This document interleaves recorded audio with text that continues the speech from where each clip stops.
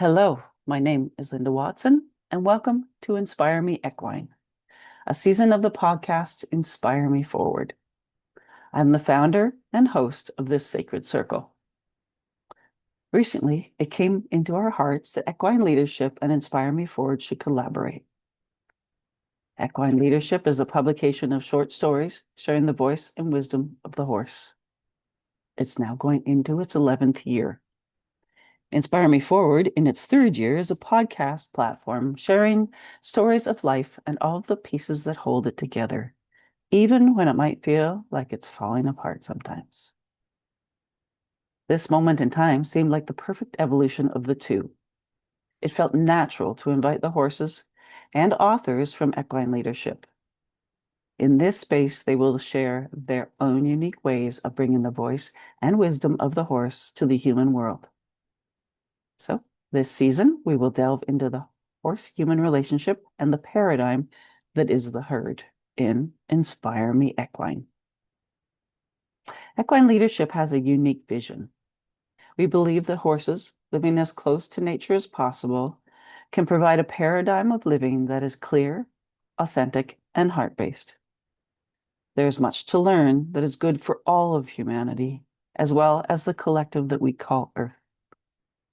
Spending time observing and interacting with the paradigm of the horses is a move to simplify life, to connect with something profound and enlightening. Their natural way of life offers insight into our truest paths. When we step outside of the ring and into the herd, we experience a relationship of equity and compassion. So before we begin, let us take a moment to breathe, connect our hearts with the present moment, and invite the horses to join us in this space.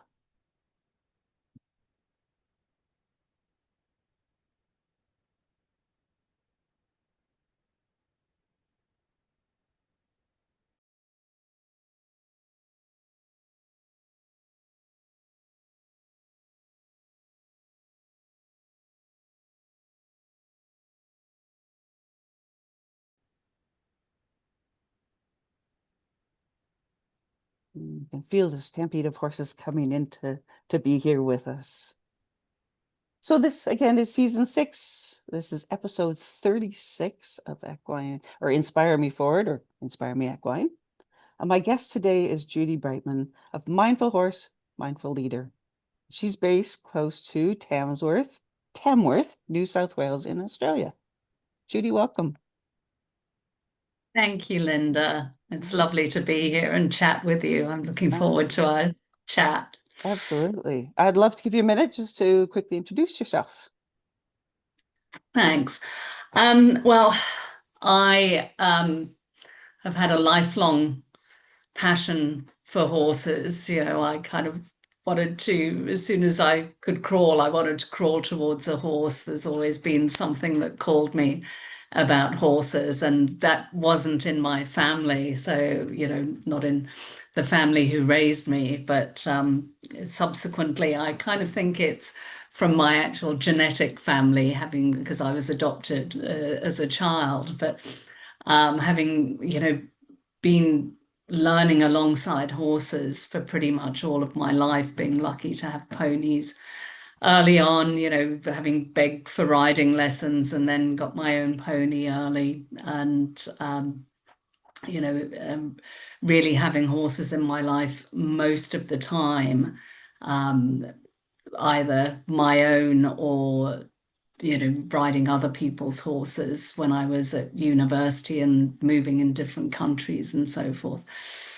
But finally, I came to realize that, working with horses and on the ground was actually teaching me so much more than even, being with them in the saddle. And so I've, gone a long journey with being guided by horses and healed from, trauma in my own life by horses. And that led me to combine what had been a corporate career of leadership development and leadership consulting into bringing the wisdom of the horse to leaders in the corporate world, but also, in the work that is closest to my heart in the sort of spiritual and somatic coaching that I do. So I Awesome. grew up in Africa, which really shaped me. Um, being amongst nature and, spending so much time in the bush and watching animals in the wild. And that was, really formative for me. But the horses were always there too, so watching animals as they should live and their relationship with each other, with the land and the elements, and then watching horses when they were allowed to live more naturally and express themselves, just taught me so much about what it means to be in relationship and to be part of a greater kind of ecosystem, living in the natural cycles and so forth. And I was lucky to learn from Indigenous leaders and, learn traditional ways early on in my life. So throughout my sort of journey, I guess those things have shaped me a lot. Hmm. I can I could just see that. I could just, as you're speaking it, I can just feel it and see it, and those like you say, that those natural cycles, to be in tune with those. And I think that's what we all crave, isn't it? Just to Yeah, just to yeah. just to have that in us. So we'll get more into that. So I'd like to just jump in just a bit about yourself with equine leadership. Judy is one of our awesome alumni authors and has written several times. So any stories that Judy's written, I will certainly post later on for people to read. But you wrote first for our seventh volume, and you wrote something called Calmness, Connection, and Compassion, One Breath at a Time. And then your next one was The Power of Pause, Three Ponytails. And the last one, last edition that we did, it was a journey from separation to connection, past to wholeness guided by horses. So there's a theme there. Had that theme Yeah. of connection, had connection to those cycles, maybe. Um, a few quotes that just jumped out at me as I was looking back through your stories: a sacred connection of resonance and recognition. That's in a few words, that's so very powerful. That's Mm. again something I think many of us long for. And then learning to drop into the heart space can be a long journey. A horse can help shorten it. So I hope we get into the hows of that, because I think that's really a great quote. So to start, I would love to ask the question, tell us about a particularly memorable moment with a horse for you. Mm. Yeah, So many, there's I'm sure. been so many, of course, through a lifetime, and with so many wonderful horses, also unique in their own gifts and wisdom. But I think, the one that I have mentioned in the story, the article I wrote for edition 7 was Indigo, channeling back to me through my other beautiful horse at the time, Thomas. So Indigo had been the horse that led me, through so much personal healing. She, I'd, yeah, as I said, I grew up in Africa, and unfortunately, in the when Mugabe was going through his dictatorial regime, and wanted things his own way, I was deported from Zimbabwe as a political pawn because Mugabe wanted to get at my father for various reasons. It's a long story, but he was trying to get my father to accept the bribes and the to hand contracts over for large, contracts, infrastructure contracts to the Chinese and people that Mugabe wanted to have them. And my father was awarding them to those he thought were the best tender. And my father was very popular, and Mugabe wanted him out and decided to throw me out as leverage. So it suddenly halted my life in Zimbabwe, and I was, sort of wandering the world for a while, trying to work out where I would be. And that's how I ended up eventually in Australia. But I'd gone through the sort of trauma of losing my home, my job, everything, and landing up in a foreign country, and landed in a particularly abusive relationship when I first arrived in Australia, that I was lucky to escape with my life from. And Indigo was the horse that I then got after leaving this relationship, and went through a sort of incredible healing journey with her. And I realized, she was a horse that I dreamt of and that materialized in front of me, and we knew each other. And when she died, it was obviously, awful. She had a stroke, and so it was a fairly traumatic sort of last 24 hours, and quite shocking because she'd been so well and wasn't expecting it. But she channeled through my beautiful gelding Thomas 2 days after she died, and she channeled and took over his body and hugged me as she did, and he never did, and nickered in that deep mare nicker that they reserve for their foals, and just held me one final time to show me that the connection, would never end, and that we were soul family.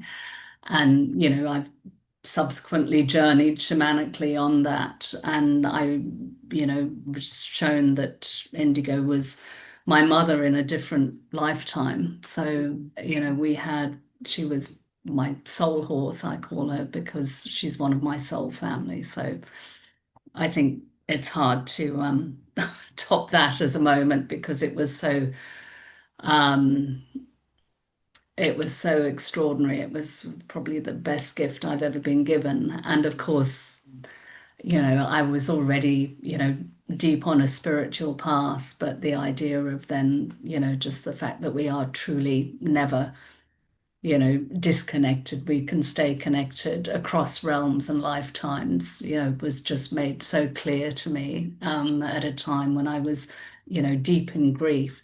And my beautiful horse, Thomas, who was so generous, a sensitive soul, I'll probably talk a little bit about him later. He was so generous to obviously allow her to take over his body in a scene which really was something a bit like, something from Ghost, I guess, when Whoopi Goldberg is inhabited by Patrick Swayze's body, because Thomas, after Indigo had left, and I felt her energy go. And he just sort of, opened his eyes, raised his head, shook all over, and walked off as if, well, that was weird. I'm done. But yeah, I mean, truly an extraordinary gift and a life-changing moment. And it's so, thank you for sharing that. It so speaks to connection beyond just the physical, and just beyond what we tend to live in. It speaks Yeah, to that connection, just beyond that. And like you say, they do this and then shake it off and walk away.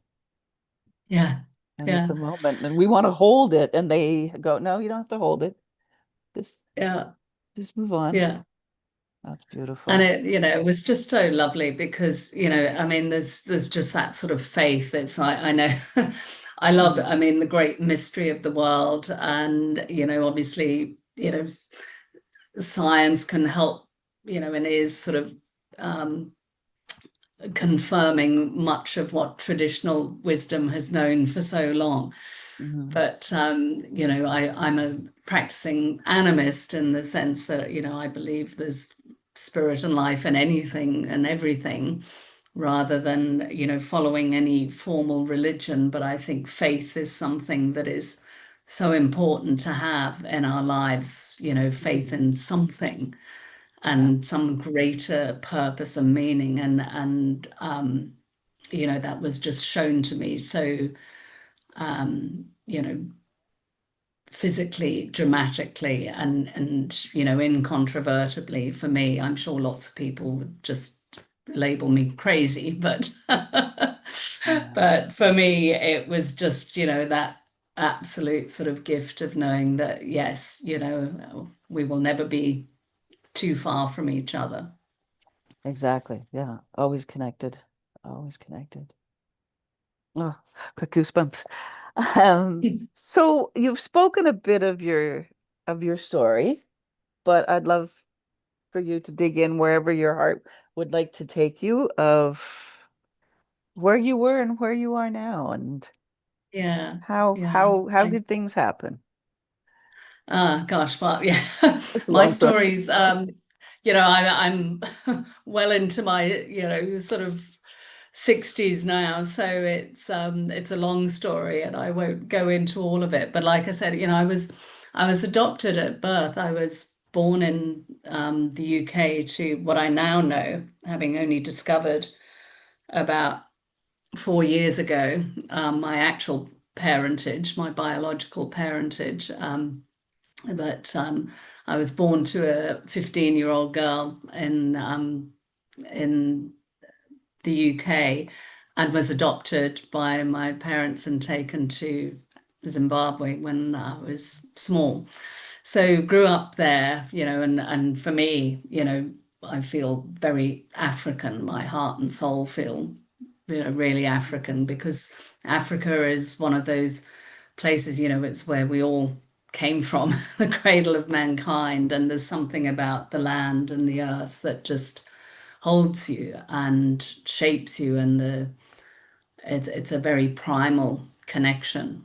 And I think I was so lucky that I was, sort of taken there and brought up there because, I was a child that loved to daydream and had what people call imaginary friends. What I realize now are probably just my spirit guides and various various other things, and talking to animals and nature as so many kids do, and then get sort of shaped out of it for a while, get it conditioned out of them, and some of us are lucky enough to come back to it.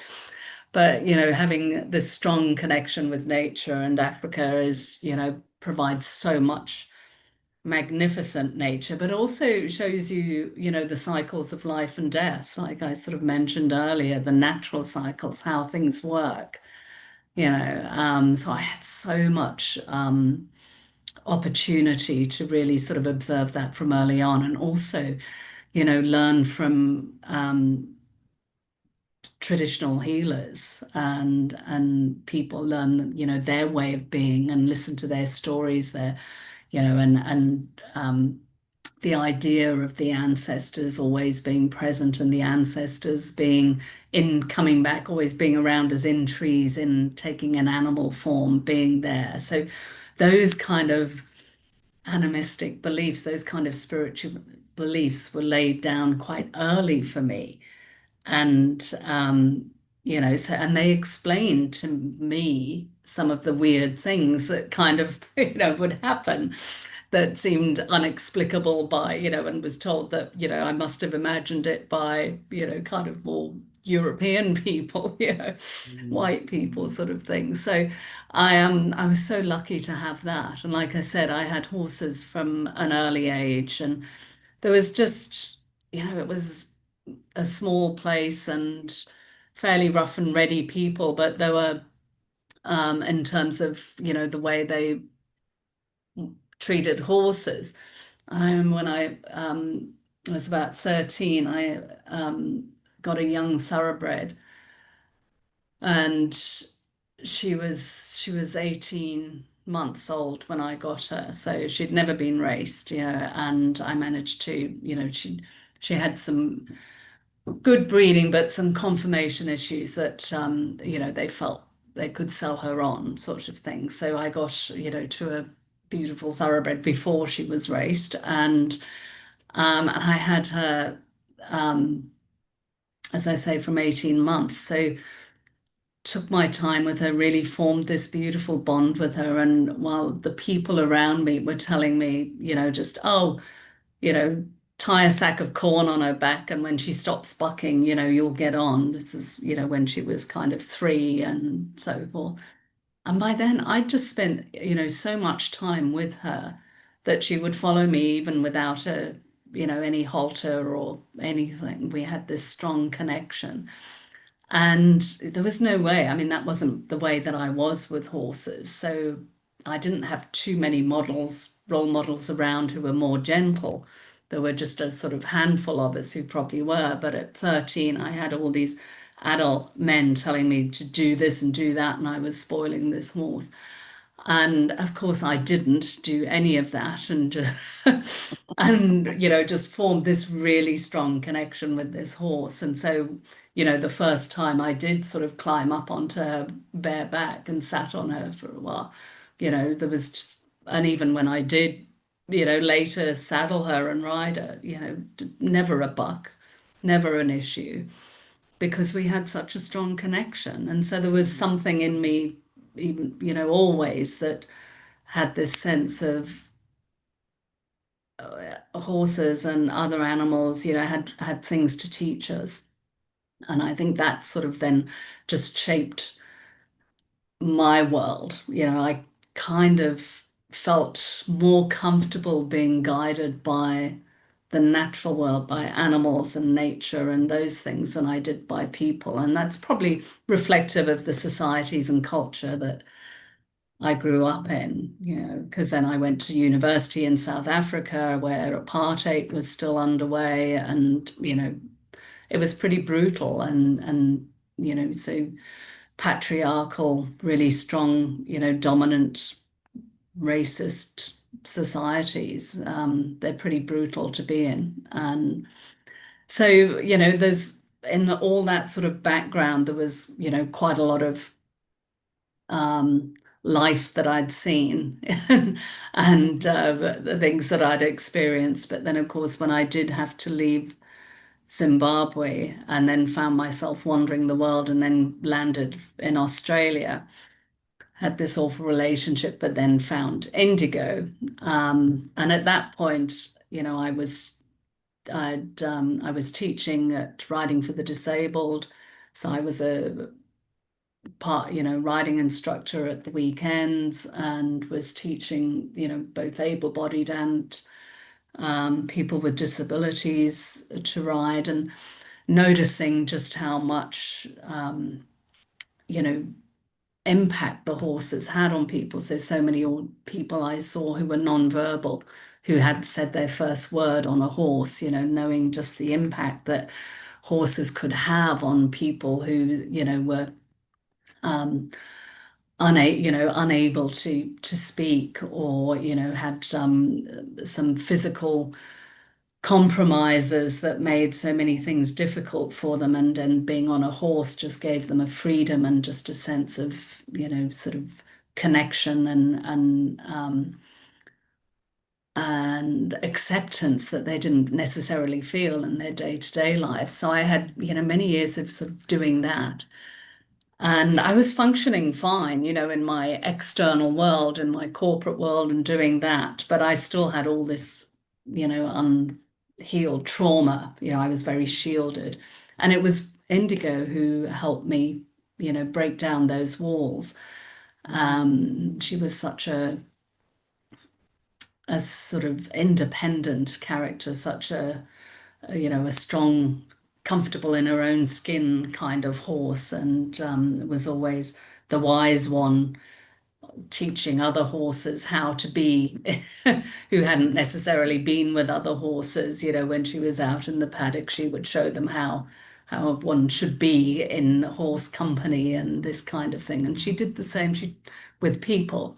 She was a great teacher, and it reached a point where I, wanted to break down the walls and soften and be the person that I was when I was with her, elsewhere in my life. And along that journey,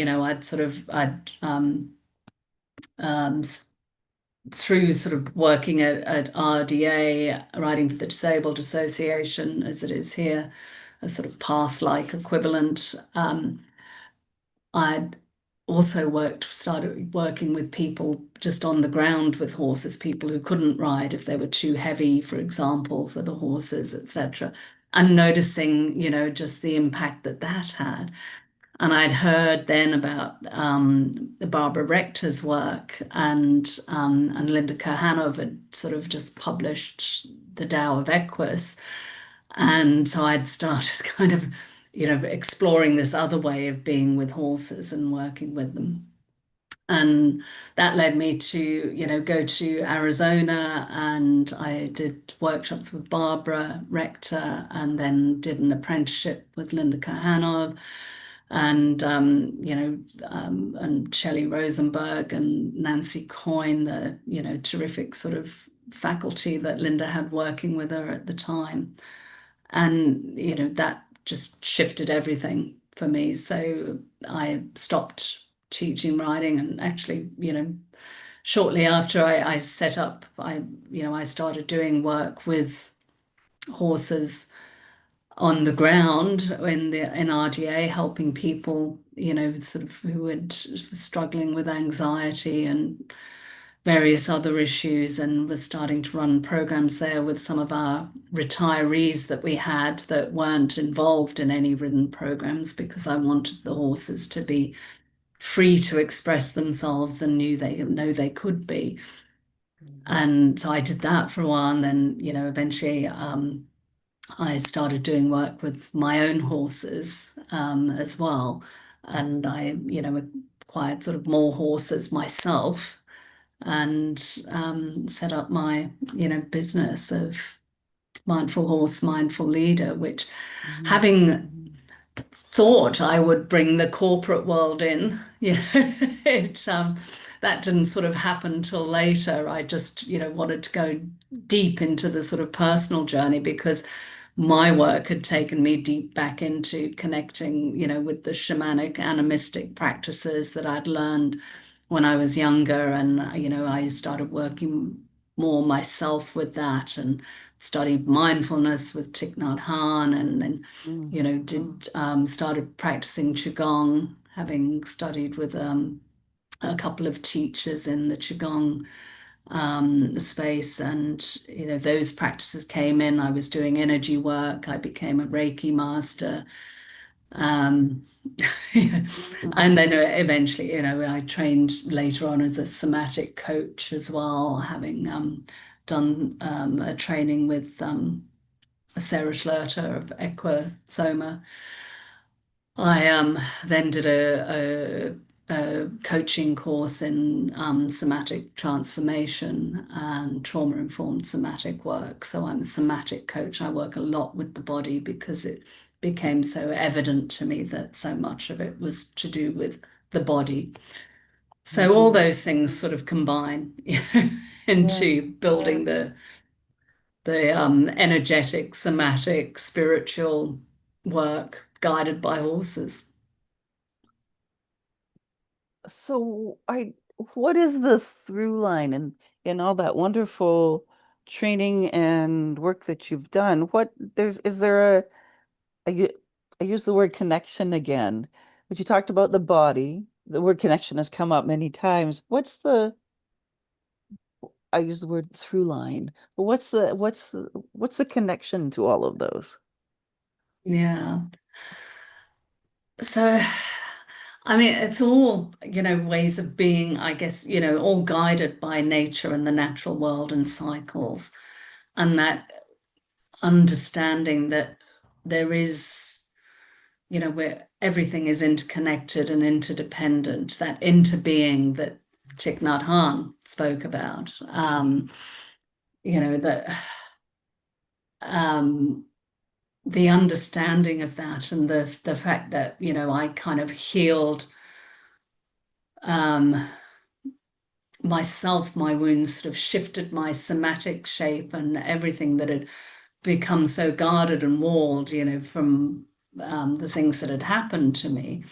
Um, that I was guided by nature, by horses, by the land, by the trees, by rock, by the skies and the cosmos, to sort of, in how to be in relationship, in right relationship with all of that, to be in connection to spirit and to the mystery, what is beyond. And that all of that was interconnected, if one can slow down enough and quieten the mind and come back, into the heart, into the body, and listen to the wisdom that our body, is attuned to in the environment. The messages, just like horses, are so attuned to, shifts, subtle shifts in the environment, the elements, what's happening, the winds, what's moving, because they pay attention to it. Their senses are just so attuned to any subtle shifts, both, in themselves, in others within the herd, and in the environment, which, yes, comes from a sense of sort of safety, but it's also because they're, socially affiliative, mammals, that Mhm. they know they get along best in groups. Horses, are not meant to be alone, nor are humans. We Mhm. too, are wired in that same mammalian way to actually, be in connection with others and to follow these cycles, and, all of that through the, traditional wisdom, the indigenous wisdom, the work of Qigong, which is such, both working with energy, but also very spiritual connecting practice. The energy work, all of that helps remind you and tune into it, opens your senses, it opens that ability to sense those subtle shifts of things around you, and to listen to the guidance that is there, and all the signals that are there coming from both within us and from our environment, when we pay attention to it and learn to listen to it. Yeah. And we can't do that if our nervous systems are highly dysregulated, or even mildly, chronically, dysregulated, because we're in our heads all the time and information overload, and not, kind of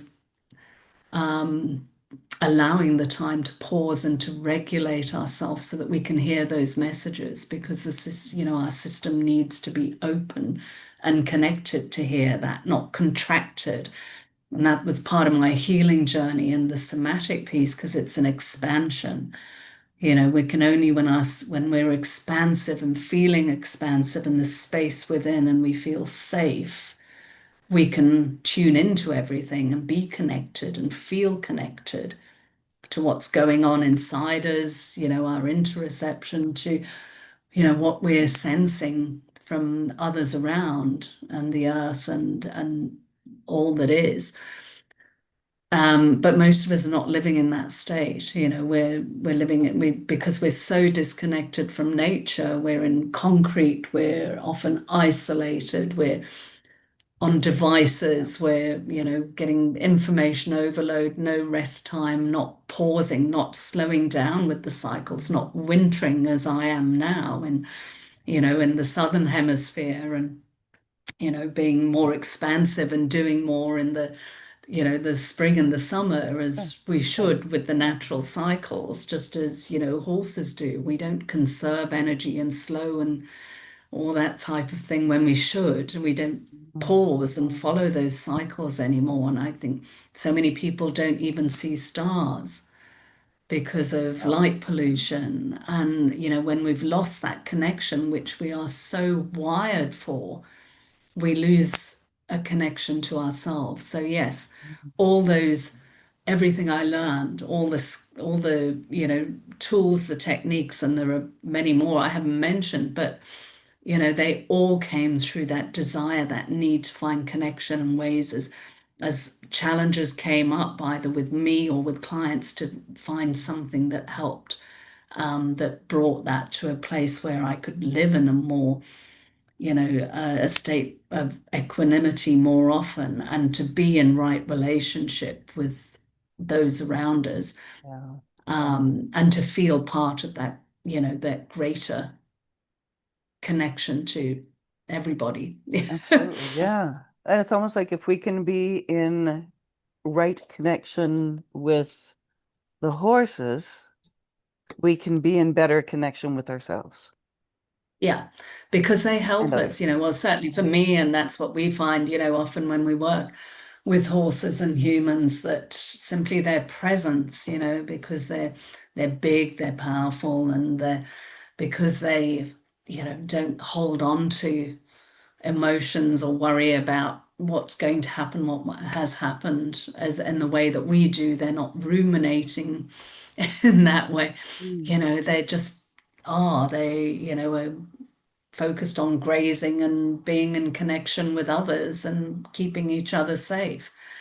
And, their language is all non-verbal. And so it helps us to actually stop talking Exactly. and stop making up stories, because we're so keen as humans to make meaning and make sense as a way of helping control Mm. our environment. And when we can actually just let that go and just stop and be and breathe with the horse and actually come back into our bodies and notice what is going on around us, develop that awareness of what's going on both within and without, Mm. and tune into that, it helps us, we feel better. It helps Yeah. us feel calmer. Mm. Um, and then we've got space to actually choose Yeah. what we want to do, rather than, to respond to things rather than, just to react, because we spend Reacting. so much time just bouncing, reacting to Mm. something that's happened, because we don't slow down and pause and truly kind of listen to our body, to listen to the wisdom. Those gut feelings, are there Oh, for a yeah. reason. Yeah, And, exactly. Yeah. what our heart tells us to do is there for a reason. Yeah. We've Yeah. just been so conditioned to be more, Yeah. focused on cognitive rationality in this world. And there is so much more than that. And the Yeah. horses can model that so beautifully for us, because they're socially affiliative animals like us. Yeah. Yeah. I want to ask a question because it came up, it's come up a lot in my travels. Is I hear story after story of horses supporting and showing up when someone is in an abusive relationship and they show them, that's probably the wrong word. I'm being very cognizant of my wording here, but Yeah, somehow they show them the way out. yeah. And I hear that again and again in the stories I've heard, and powerful stories that I've heard that just, what is, can you speak to that? Yeah. For me, I mean, I'm lucky because horses had always been part of my life. Mm. So I had that connection, and I went, I turned to a horse quickly Mm. to go and heal. I knew I needed to be back with horses, and that's why I started doing the work, volunteering at RDA. As soon as I had, I'd been here just a year or two, and I'd got out of this relationship that had nearly killed me. And just knew that I needed to be with horses again. I had to have horses back in my life, and didn't have the means to have a horse of my own at that point. So that's when I started volunteering at RDA, and that led to other things. And then I trained as a riding coach, etc. And that, helped just immensely, just being around horses. And I think because they they do help ground you. And for me, but even for people who don't know horses before, because for me, they had been my safe place Yeah. for so long, since I was a very young child. So they immediately helped me get back into feeling safer myself. Mhm. When, frankly, around people, I didn't feel safe at all, which was why I was so, kind of guarded Mhm. and so forth. But Mm.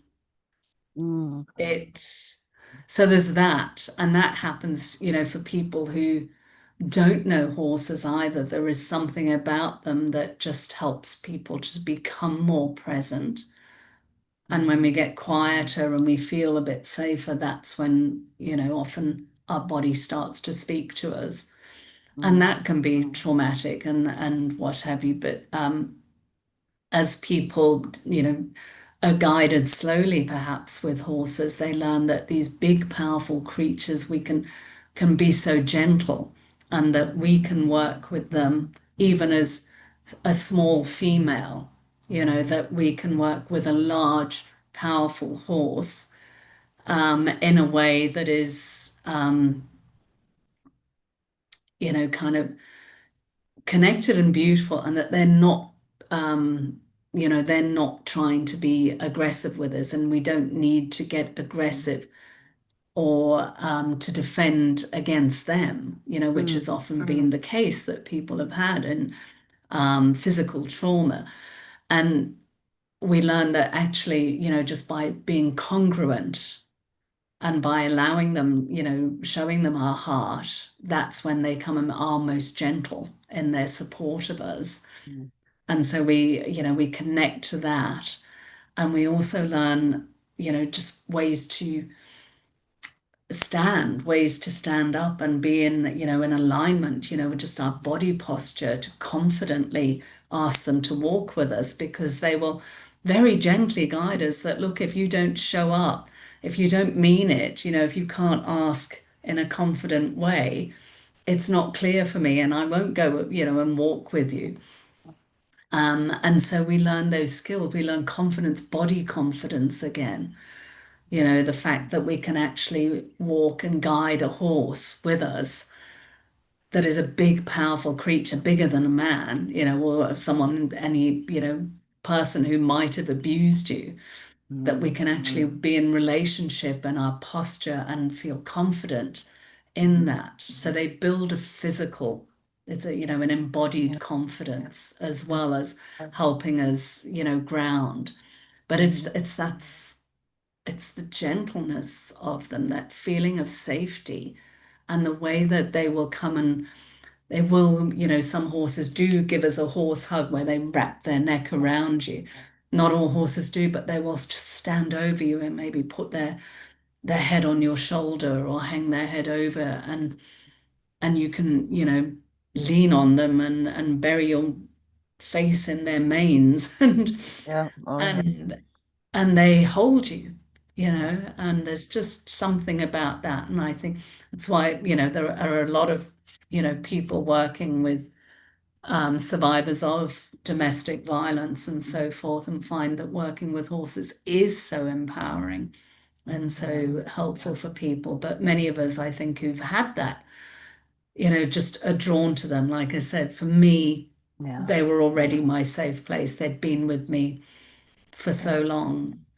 And I understand, I get now that for me it was probably from my maternal line, my biological maternal line, there was a healing that needed to Yeah. happen of, Yes. long trauma Yeah. from my, Irish ancestors, and there was a horse connection there, the work that I've done, just, and, having, my mother was dead when I found out who she was, about her and who she was, but, tracing things back a bit, it sort of validated what I'd been shown in my time working with the horses, and with, my in my shamanic, kind of work. Mhm. That's what I'd been shown, was those wounds that needed to be healed and patterns that needed to be shifted, and that horses were a key part of it. And what a support system to have there as you're going through I that. know. I That's amazing. know. Amazing. They're just extraordinary. Absolutely. So I'm gonna put the new, I'm just cognizant of our time, but that's okay. Um, so I asked you about a client story, but I also have the Mm, question, but I think these two tap in together. So I think I'm gonna sort of put them together. And it says, what can someone expect when they come and share space with you and the horses? And I imagine maybe your client story will help us mm. have that. Well, yeah. Many things because the horses will show what needs to be shown. So, people might come thinking they want one thing and go with something quite different. Yes. But, I'm very guided by the horses. So the way I work with horses with individuals is very much, and the horses are just, free in their environment. And if the horses choose to interact, they do. And if they don't want to, they don't. But there's usually someone who is coming. They will show us people what is needed. But people come and they, observe the horses for a while. They ground, they settle in the environment. And for so many, just being in a natural environment and slowing down is already starting to sort of feel good. We observe the horses and we see, who's interested, and we might, slowly approach. Sometimes a horse will come straight away and engage. And it depends what people are wanting to work on. I bring in elements of Qigong and elements of, energy healing if and where appropriate. And, I bring in all of nature, the elements, um, trees, rock, the birds, the insects, whatever is speaking to us, all of that will come into it as it does. And I work with, sometimes people are coming with, they want either some embodied coaching. There's a specific thing that they want to do, and the horses can be so helpful at teaching people how to be authentic and be in their body and align themselves. And that can be just subtle connection with the horses and just noticing how they, when they, when a person shifts their inner state, how the horse responds differently. So it can be as simple as that. It could be just the person, there is something that they need to shift, and they don't, necessarily want to talk about it, or or tell me. There's just something in them, and that's when the horses can just do such magic, I think, because my Thomas, who I mentioned earlier, my beautiful boy who allowed Indigo to, take over his channel through his body. He's a super sensitive horse, and very much, and like a Reiki master in himself, an energy worker. And I think all the horses that I have worked with all have their different skills and their different gifts, and the way they will choose to work with people and the type of people they like to work with are different. But Thomas, was a big horse, 16 three hands high, and a very big presence. And his gift was, very much working with people's energy and grounding them and helping them feel really grounded. Um, this excuse me. Mm. Just had to take a sip of water there. My voice was just going. So he would often just stay in the background with a lot of clients, and other horses would come and engage. But there were certain clients, would turn up, and Thomas would just make a beeline for them, always just very intentional. I came to know the way he worked. And when he chose someone, or decided this is what they needed, it was always so intentional. So I recall one time I had a group of women who'd come out. They were had gone to a yoga retreat, and before they were going to the yoga retreat, there were 5 women. They came to do 2 hours in the morning with the horses to sort of set themselves up for going into this retreat. So they were all city women, professionals, and they came out, and they were all bar one who was an energy healer and didn't work in the city in a corporate job. The others were all very much in their heads and not grounded. And Thomas went through each of the 4, not the energy healer, because he obviously decided she didn't need any work, but he stood over each of the 4 individually and just grounded them. They all just shifted their energy as he worked deliberately one through the other. But there was one who had a physical issue as well. She'd hurt her arm and both her shoulder and her elbow, and had very little movement in it. And he stood over her for ages, and her arm was completely fine afterwards. And, that wasn't what I'd intended to happen in that time, but that's what Thomas did. Yep. And showed. And it was wonderful because the energy healer who was there, who didn't need his attention, she had one of the other horses was kind of more interested in her, but she was one of those people who can actually see energy. And because I said to her, I feel it. And I said to her, can you feel what he's doing? And she said, oh, and she said, no, I don't feel it. She said, I see it. And she said, and I'm learning from him. Nice. Nice. But he did that, on numerous occasions, and with a client that came who had some stuff from many years ago that was in her heart. I don't know what, but she had something that she'd tried to shift so much in so many different ways. And even before we got into the paddock, Thomas had just come straight to the gate, right from across the paddock, very intentional. We managed to, asked him to move back and got and stood inside, and that's as far as we got. And he just stood over her. And it was about an hour. I asked him to take a break at one point just to give her a bit of a break, because I could feel what he was doing, and what she was going on in her. And when I could feel it was like a little bit like she needed a break. And so he took a step back, but he stayed there waiting until it was kind of, she said, okay, we can carry on.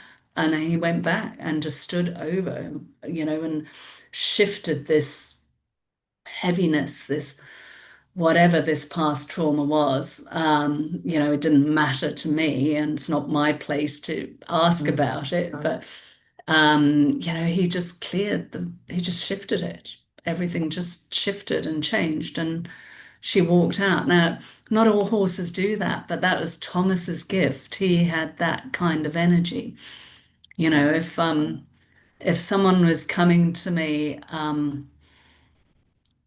if we were doing corporate work, and that typically I work with colleagues and work with larger herds for that, but obviously we don't go into that kind of thing. They're learning about embodied leadership, and they're learning how to, actually be authentic and get in touch with their feelings and form true connection to be in relationship. But if someone's coming to me, as an individual, then there's usually a highly spiritual, energetic form, to it, even if that's not what they want. I will feel it's around, and if they're, kind of curious or perceptive, they will often sense that or voice it themselves. Yeah. Wow. But I lost Thomas, sadly. He died last year. And but I had a client who came for just human Reiki, which I rarely do. Mostly I do, energy healing for horses. Yeah. And other animals, a lot remotely, because animals are so easy to work with remotely, because they don't, analyze it or question it in the way that humans do.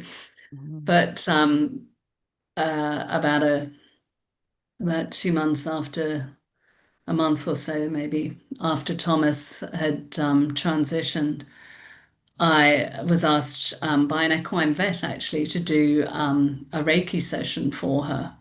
She was someone from the Northern Hemisphere working here through the breeding season, and an Irish lady.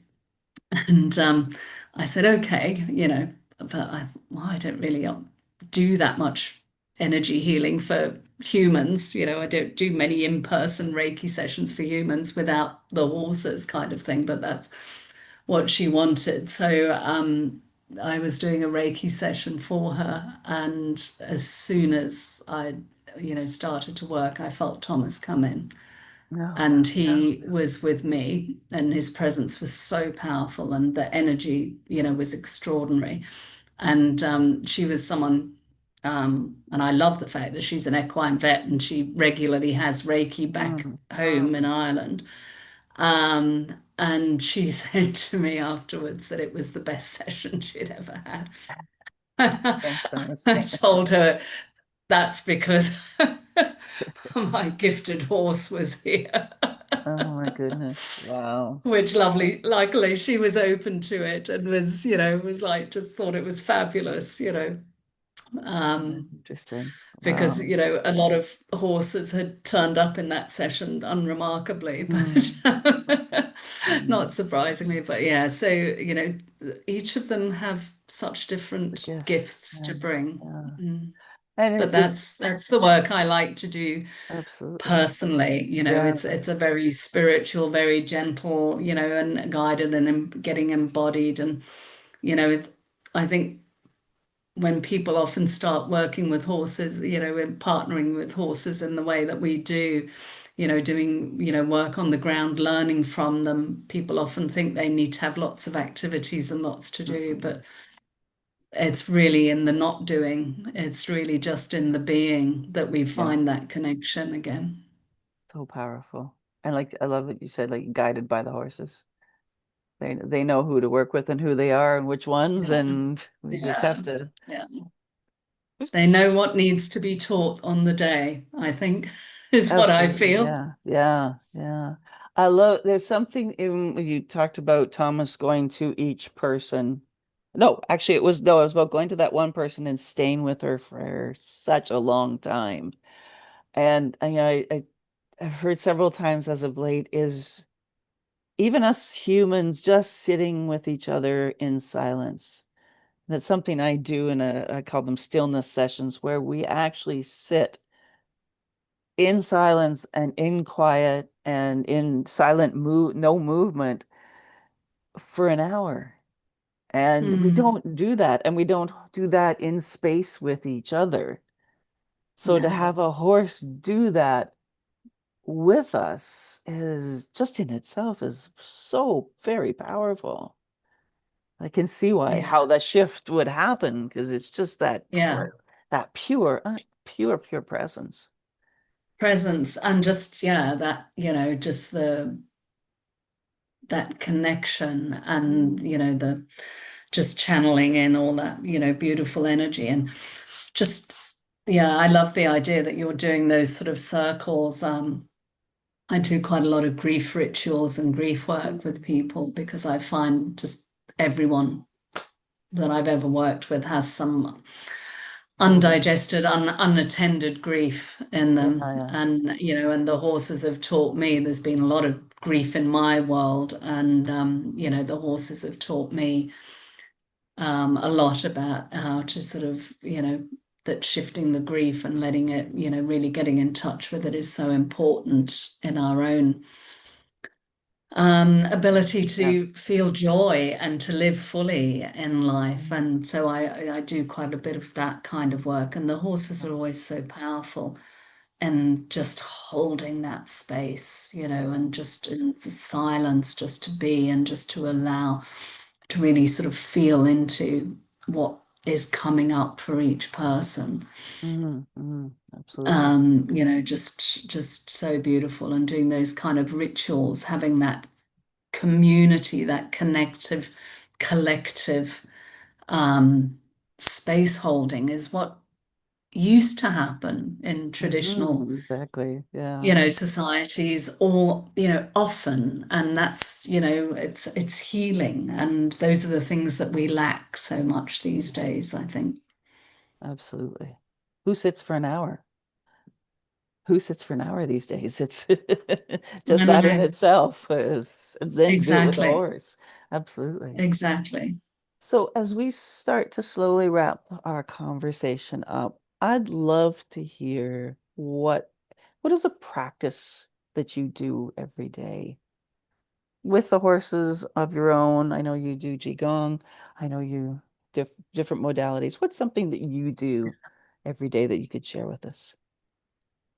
Every day, I like to greet the sun in the morning. Mm, And then when I go out and feed the horses, I greet all, obviously feed them, greet them. And then I like to kind of circle and greet each of the directions mm, and the elements and connect to earth and the skies.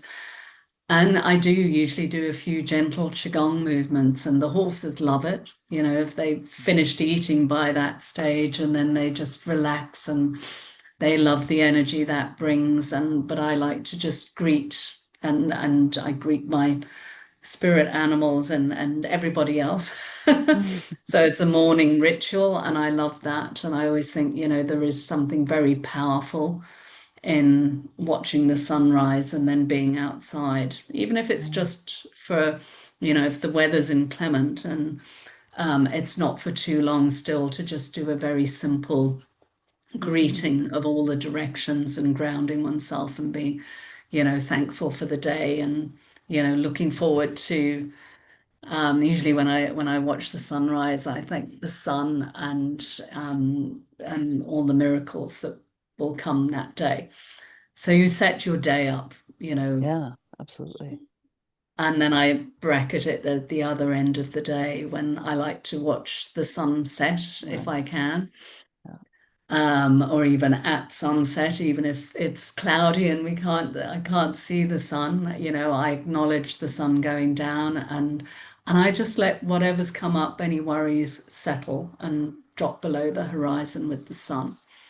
And I'm then thankful for the day and go around and again, kind of check in with the elements. And then when possible, I do like to just pop out and look at the stars, even if it's just after sunset and seeing who's in the sky at that point in time, Oh, or wow. before I go to bed, just to stand under the stars briefly and look at the skies. It gives us such a sense, it gives me such a sense Mhm, of perspective. But it also feels, I feel both humbled and awed, and we need more awe absolutely. Yeah. and wonder in our lives because it's such a fabulous way to feel. And but it also makes me feel very connected because I can look at those stars and I can think of all my ancestors who also saw those stars. And I think about all my now what I call my gone ones. Hmm. So, well, after I've fed the horses in the evening before I come in, I always say thank you and I love you to all my gone ones. And sometimes I just call them my gone ones. Sometimes I ritually go through their names Yeah. and I ask them to, and I tell them I love them and I ask them to look after these ones who are still here Of course. Yeah. and to be with us all. So that's kind of a ritual that I do Beautiful. every And day. it sounds what I feel when I hear you say that is what you spoke of before with your childhood and the connection to nature and that upholding that connection. Yeah, But then when you're saying that, I'm like, it's not just our connection to each other. It's a connection, it's connection to all that is. And it's exactly. the sun and the stars and the horses and the gone ones and the earth. It's connection to everything that we're part of this collective connection. Yes. And Yeah. that's why I love astrology too, because I love looking at the Yeah. stars and thinking about where they are and what that impacts and how it works, this Hmm. yeah. But this, yeah, it is everything that's there and it's part of a cycle and we're a small part of it. Hmm. Absolutely. So as we close the gate pun intended, on this this first episode of Inspire Me Equine. I'd love to give you space to share whatever is in your heart that wishes to be shared. Mm. Thank you, Linda. Um, I think, it's about being in right relationship, reciprocity, right relationship, not, this anthropocentric, human dominance or control over, when we humans are no more important than, any other creature on the earth. We all have a place to play, but, we've got so thrown out of connection and alignment with that, and our need to sort of just be a part of the cycles of nature and be in right relationship with the seasons, the elements, with the land, not take too much, be aware of others and aware of the environment, be in right relationship, to give thanks, be in gratitude, and all of that goes with it. And the horses just show us a way to do that in the way that they are together, in natural environments and natural herds, and the way they, just everyone kind of has a place and a space, and their language is clear. They're in right relationship. They're not pretending to be anything else. Mm, They're not saying one thing and being another. They're just in genuine, authentic, right relationship. And I think that's what, we need to come back mhm, towards that as a yeah, human race, yeah. Oh, beautifully to be said, in and right relationship with all absolutely, that is. yeah. Hmm. There's a lot there to sit with and ponder. Thank you, Judy, for being with us today. Oh, thank you, Always love Linda. talking to you, and so much wisdom from you and your horses. And Mm. we absolutely are grateful for that. So thank you for joining us in Circle. Thank you, Linda. Thank you for guiding such a, lovely conversation, and appreciate you so much and all the work you and Oh, yours do. thank you. And thank you all for whoever is listening to this at whatever time you're listening to this. Thank you for joining us in Circle.